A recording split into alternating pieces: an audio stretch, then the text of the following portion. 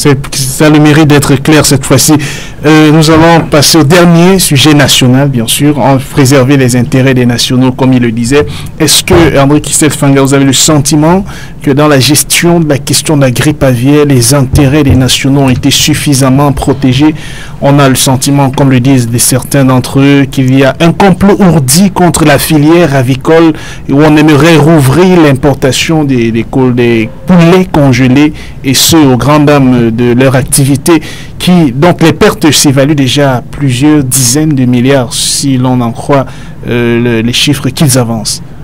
Alors, moi, je voudrais répondre en disant, où est passé l'argent après la première crise de la grippe aviaire au Cameroun? Il y a eu des fonds qu'on a alloués pour préserver la filière. Et après qu'on ait préservé la filière, vous avez vu la nette évolution de cette filière, où aujourd'hui qui a produit beaucoup de choses et qui a permis l'autonomie en matière de poulet au Cameroun. Donc, je me rappelle à cette époque, j'étais encore un jeune reporter, quand on interdisait l'importation des poulets congelés. Et cette importation a fait beaucoup de mal à un certain opérateur économique. Congèle-Cam. Ouais, est-ce qu'on cache quoi? Je ne suis pas venu parler, je suis vieux, hein. Je ne suis pas venu m'amuser ici. Congèle-Cam. Non, cet opérateur économique a subi une perte nette de bénéfices. Donc aujourd'hui, avec les mafieux qui se sont mis en place, bon, la filière camerounaise a été vraiment développée, ça a produit ce que ça a produit. Aujourd'hui, on se pose la question d'où sort la grippe aviaire maintenant, alors que des moyens ont été mis à la disposition de du ministère et de tous ces composantes-là qui font la filière. Donc, on avait mis 600 millions pour la prévention. Vous aurez votre temps. Donc, ce qu'il dit, non. Donc aujourd'hui, on se pose la question, comment se fait-il? Et en plus de ça, la gestion de l'information, parce que justement, elle s'est déclarée où? Parce que quand on dit, on regarde un peu l'épisode où elle s'est déclarée en Vorbeti. Vorbeti à Yaoundé, qui est contrôlé par le ministère, parce que c'est vraiment, attendez, les gens le font rire. C'est quand même l'endroit le plus envieux en matière d'élevage, en matière d'élevage avicole au Cameroun. Donc, c'est contrôlé. Mais comment se fait-il que c'est de là que part la crise? C'est censé être contrôlé. Et le risque zéro n'existe pas. Non, on ne dit pas que le risque zéro, mais maintenant, dès que c'est déclaré là-bas, comment ça se fait de se retrouver à Bafoussam directement? Parce qu'après ça, Bafoussam prend. Et Bafoussam, à l'ouest en général, est le plus grand bassin de production qui produit 75% en matière avicole du marché camerounais et de la sous-région. Parce qu'il ne faut pas se leurrer, c'est cette production-là qui nourrit la sous-région. Donc, on se retrouve aujourd'hui avec des producteurs qui sont aux abois. Mais on se pose la question, où est passé l'argent de la prévention? Les 600 millions. Les 600 millions, comme le dit le président Baola. Où sont tous les moyens d'abord étatiques? Parce que le ministère a aussi un budget d'abord pour ça, de prévention et de tout. Donc, on se retrouve dans une situation difficile. Et maintenant, ces producteurs qui sont en train de perdre, qui sont l'œuvre là et tout ça, mais qu'est-ce qu'on fait pour eux? Parce que nombreux, j'en ai. Qu'est-ce qu'on est censé faire pour eux, à votre avis? Justement, on doit évaluer d'abord les productions de chacun. Parce que j'ai suivi le ministre lors de son point de presse qu'on va détruire toutes les productions malades. Mais je me pose la question, c'est trop facile d'arriver chez quelqu'un qui a investi 10 millions. Et sa production est touchée, vous prenez ce mal et vous détruisez. Donc, ça veut dire que va te débrouiller, rentre au quartier ou bien meurt. C'est une manière de dire que meurt. Il n'y a pas d'accompagnement. Alors qu'avant de commencer, il faut d'abord prendre des mesures d'accompagnement. On arrive vite en besoin? Non, on va très vite même en besoin. Très vite en besoin, parce que justement, cette situation, nous devons d'abord analyser d'abord. Est-ce que vous êtes même sûr que ce qu'eux ils déclarent est vrai? Parce que personne n'a vu ces poulets. Ce n'est que le ministère, après qu'on a déclaré, après c'est parti. À votre avis, qu'est-ce qui se cacherait alors derrière ce qui se cache, c'est simple. Il y a certains opérateurs économiques.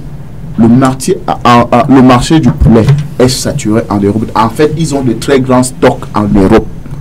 où ils veulent... Cherche les marchés d'écoulement, oui. Qui veulent bientôt s'avarier. Donc, il faut tout faire pour créer un nouveau marché. Et ce nouveau marché, le Cameroun fait partie de ce marché-là. Donc, il faut tout faire pour que l'importation, pour qu'il y ait crise du poulet et pour qu'il y ait l'importation. Certains ont fait des collusions avec l'argent de la grippe porcine au nord. Vous y croyez? Bien sûr, mais tout c'est un programme bien défini, parce que quand le fonctionnement de la mafia, c'est le président Baoula qui s'y connaît bien dans le fonctionnement de cette mafia. Donc, quand vous regardez le fonctionnement de la mafia, il crée des postures, parce que vous ne pouvez pas vous imaginer que derrière une salle de cinéma de Boléro se cache une affaire politique derrière. Donc, tout ce que vous voyez ces hommes faire, ou bien ces programmes, des choses arriver, vous devez analyser plus loin de savoir que non, au-delà du fait, il y a des choses qui se cachent derrière. Donc je pense que toutes ces difficultés que nous avons, il y a un programme qui est caché derrière. La grippe aviaire est la grippe qui vient se connecter à un système, le système politico-économique. J'enlève politique d'abord. Sur le plan économique, la France, aujourd'hui, passe pour être, après la Chine, le deuxième pays producteur de la volaille.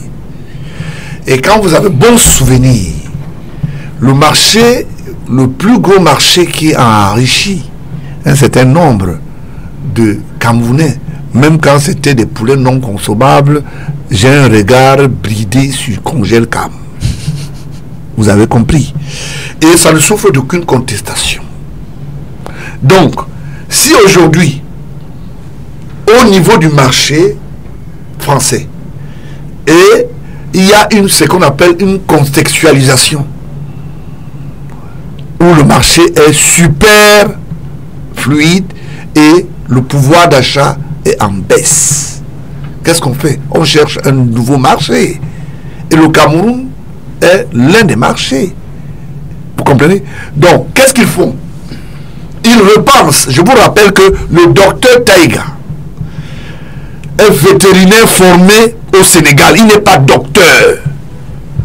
Celui qui veut qu'il appelle au micro, je peux même donner le nom de l'école. Vous parlez du ministre. Je dis le docteur Taïga. Maintenant, vous lui avez donné le statut de ministre. Enfin, on lui a pas donné le statut. C'est pour ça que je dis que vous-même, vous pouvez être ministre. C'est votre père qui l'a donné le titre de ministre? Non, dans la convivialité, nous avons regardé le CV.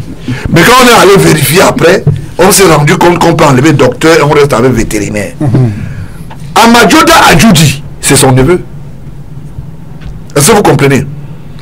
Par souci de bonne convenance, Taïga ne saurait être une imposture si Amadioda Adjoudi n'est pas derrière ça. Parce que c'est Amadioda Adjoudi qui forme Taïga. Avec l'actuel directeur du pâturage, comment on l'appelle, à Yaoundé, c'est un de ses fileuls qui est toujours là-bas. Donc ce qui se cache derrière la grippe aviaire. La grippe aviaire, c'est une histoire d'argent et d'intérêt politique. Pourquoi? Parce que si la population ne peut pas être nourrie, n'a pas une mamelle nourricière, elle devient instable. L'économie prend un coup. Vous comprenez à peu près? Il est question de trouver une stratégie parce que la chair blanche est plus consommée. Nous avons un problème au niveau des arimes, au niveau du poisson aujourd'hui. La pêche a baissé, elle s'est dévaluée au moins à 77%. Et donc la chair blanche immédiatement contient la volaille, ça passe dans le marché.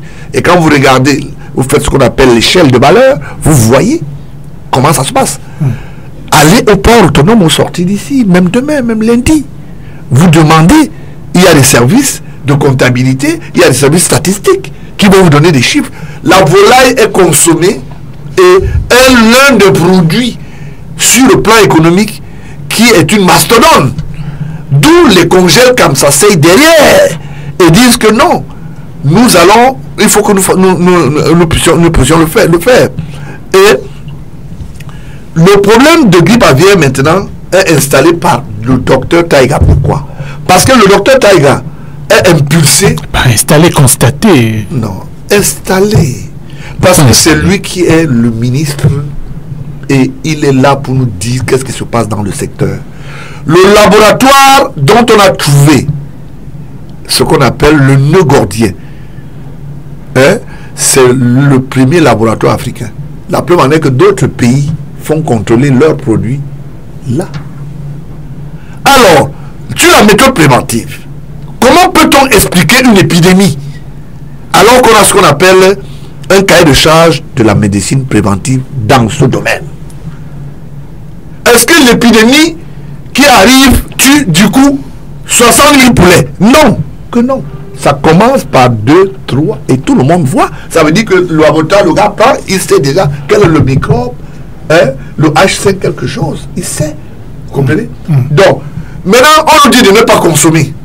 Or, c'est le même docteur Taïga qui vous avait dit que ce produit n'était pas un produit dangereux. Il suffit de bien faire cuire le poulet, vous pouvez le consommer. En meilleur merci, notre ministre Moutazé, il a une ferme là-bas qui contrôle, qui peut livrer dans des hôtels, comme à Yaoundé. Vous allez à Zouétélé, vous trouvez Abraham Bongo qui a une ferme. Vous comprenez? D'accord, donc vous avez un bon cas, votre avis, M. Biya a une ferme. Laissez-moi parler. Vous avez souvent une habitude de me distraire. Hein? Non, mais nous sommes tenus vous avez toujours des intérêts par le temps. Voilà. Et nous avons une c'est vous qui nous avez dit. Vous nous devez 6 minutes. On est venu ici, vous nous devez déjà 6 minutes. Pour dire que le problème qui est là, c'est que on dit maintenant que la grippe aviaire est dans le sud. Vous comprenez? Pour dire à M. Biaka, attention, toi qui as la ferme là-bas, il faut faire attention, ça va s'attaquer à toi. D'accord? Et il faut que Biya signe le chèque à blanc. Comme ils ont pris les 600 millions des sinistrés avant qu'on n'a même pas vu. Parce que le Premier ministre a demandé, mais attends, j'étais même de cette commission, les 600 millions sont partis où? Ils ont donné ça aux petits amis qui n'avaient même pas de ferme. Je vous rappelle ça. À Bafoussam, j'ai envoyé quelqu'un pour faire une enquête. Vous savez combien d'argent en termes d'avions d'œufs qu'on détruit par jour, ces gens perdent? Vous comprenez? Entre-temps, on ne dit pas qu'il y a la grippe aviaire dans le Grand Septentrion. Après, ça a déjà été déclaré. Non, écoutez, je vais vous dire, c'est comme vous disiez, on délocalise le débat. Vous comprenez? Donc, j'ai dit le Grand, je n'ai pas dit Garoua, hein, le Grand Septentrion. Vous comprenez? Or, quand vous regardez toute cette machine, il faut que l'argent sorte, que au niveau de des organisations internationales, qu'on nous appuie. Entre-temps, personne ne peut évaluer le coût, le comment et le pourquoi. D'accord, très bien. D'accord? On dit les milliards. Combien de milliards? Et ce que vous ne savez pas, c'est notre argent qu'on prend dans les caisses de contribuables. On dit que non, dans le secteur de la volaille, on va aider. Et ce n'est pas tout le monde qui profite. J'ai suivi un discours de Adamou Damdjouya qui dit que c'est une très bonne chose parce que lui-même il est fermier. Il a une ferme à Fouban, derrière sa mairie. Il a une ferme parce qu'il attend l'argent de dédommagement. Et il fait un clin d'œil au ministre que bon, moi je vais t'appuyer. Ni John Frundi a une ferme. Très bien. On attend que le SDF se prononce. On est no comment. Vous avez fait la lecture, on vous a. Il y a les gens qui parlent beaucoup là, pour rien. Parce que quand ils sont dans la mafia, ils ne disent jamais rien. Très bien, merci. C'est terminé pour la grippe, pour la crise. Vous voyez alors que... Non, mais vous en avez dit suffisamment. Vous en avez dit suffisamment. Non, merci. Je chute, je suis en plein espace, je suis en train de chuter. 30 secondes. 30 secondes, je chute. Pour dire que quand on regarde les comportements des gens, je les cite comme ça normalement, pour que vous compreniez que c'est une mafia. Ils attendent le retour du chef de l'État pour lui dire il y a déjà ça, mais on a déjà ça, attention, on va me cailler, donc il faut signer vite. Comme ça, on va se débarrasser. L'argent, c'est ce qu'on appelle l'argent des armes de guerre. Je vous rappelle qu'en ce moment, on est en train de refaire la préfectorale. Parce que M. Sadi René a outrepassé les instructions du Premier ministre. Vous avez chuté là, dans la contestation de la grippe aviaire administrative. Merci. Vous comprenez? Et il a outrepassé, il a fait nommer ses 2 enfants adjoints. Vous comprenez? Il y a même un qui est ici à Douala.